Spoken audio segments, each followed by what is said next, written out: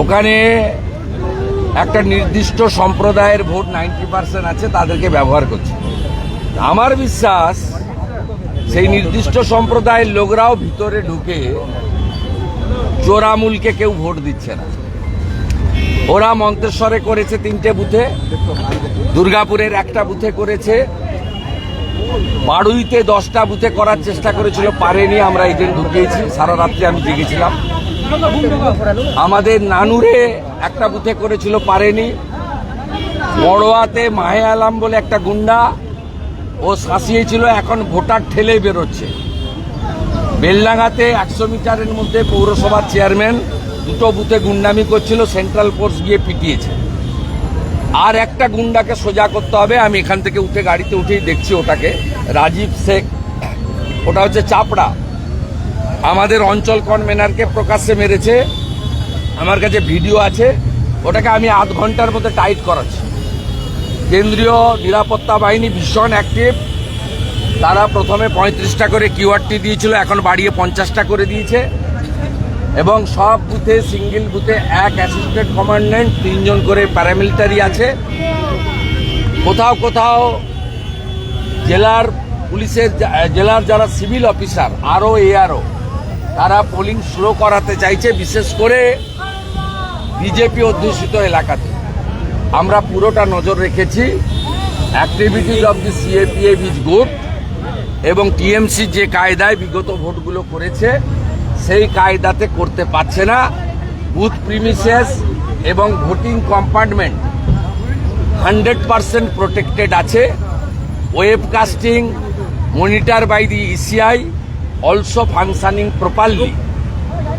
তৃণমূলের কপালে দুঃখ আছে, সকালবেলা বলে গেলাম, 11টা বাজেনি। তৃণমূলের কপালে দুঃখ আছে, এবং তৃণমূল সেই দুঃখটাকে সহ্য করার জন্য মানসিক শক্তি এখন থেকে তৈরি করুন। আর বাকি যে গুন্ডাগুলো আছে পরের দফাগুলোতে বলবো, বিজেপি কর্মীদের সঙ্গে, নেতাদের সঙ্গে সম্পর্কটা মধুর করুন, নইলে 4 তারিখের পরে অনেক কিছু ঘটবে।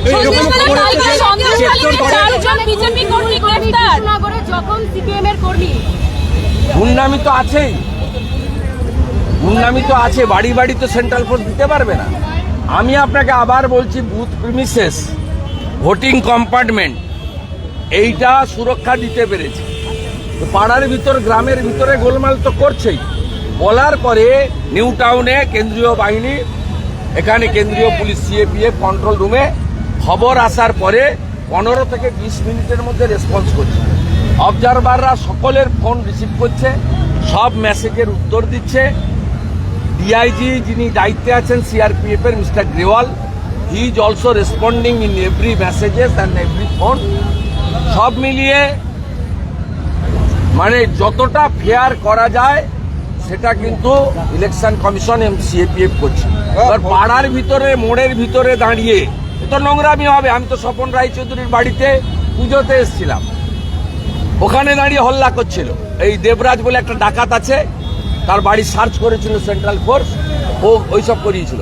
পরে আমি যখন ঘুরে এসে তাড়া করেছে, ছুটে পালিয়ে গেছে। দাদা, 1 জুন যদি এই কেন্দ্রে এরকম ধরনের অহিংসা হয় বা সহিংসতা হয়, তাহলে কি হবে? আরো টাইট হবে, আরো টাইট হবে। তেলেঙ্গানা এবং অন্ধ্রপ্রদেশে ভোট আজকে শেষ হয়ে যাবে, কাল থেকে হাজারে হাজারে প্যারামিলিটারি আসবে। 5, 6, 7 নম্বর ফেজে তৃণমূলের কপালে কি আছে শুধু দেখতে থাকুন। আমাদের কোনো দায় না, আমরা ইসিআই কে রেসপেক্ট করি, আর সেন্ট্রাল ফোর্স অ্যাক্টিভলি পারফর্ম করুক আমরা চাই, কোনো ফেভার চাই না আমরা। এবং তারা করছে, দে আর রেসপন্ডিং। আমি আপনাকে বলছি না, পাড়ার ভিতরে আপনার বাড়ির সামনে কে ফোর্স থাকবে? ভোটিং ক্যাম্পাস, বুথ এবং কম্পার্টমেন্ট যেখানে আমরা বোতাম টিপছি, ওটা 100% প্রোটেক্টেড দিয়েছে। তাই তৃণমূলের কোনো খেলা চলবে না। শুধু ঠাকুরকে ডাকুন, 80%-এর বেশি যেন, 80% যেন পোল হয়, তারপরে দেখবেন হীরক রানী বাই বাই।